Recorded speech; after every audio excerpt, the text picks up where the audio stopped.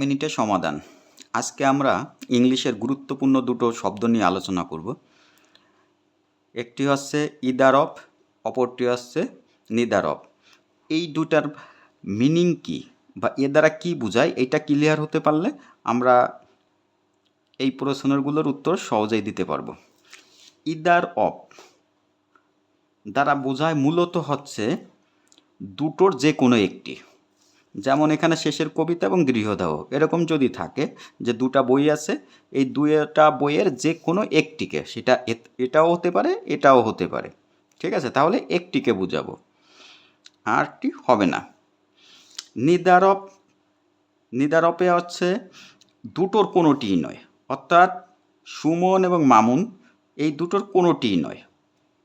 দুটোর কোনোটিকেই না বোঝাতে নিদারব ব্যবহৃত হয়, দুটোর একটিকে বোঝাতে ইদারব ব্যবহৃত হয়।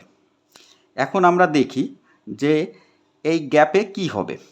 Either of the two books dash good, এখানে ইদার অফ থাকলেই কোনো কথা নাই, চোখ বুঝে সিঙ্গুলার ভার্ব আসবে, অতএব এখানে ইজ হবে।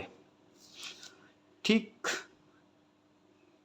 সেমভাবে নিদার অফ যদি থাকে কোনো সেন্টেন্সে এবং এর পরে যদি সাবজেক্ট প্লুরালও হয়, ভার্বটা সবসময় সিঙ্গুলার হবে, তাহলে এখানে হবে ইজ গিলটি বা ওয়াজ গিলটি, অর্থাৎ মূল কথা হচ্ছে ভার্বটি সিঙ্গুলার হবে।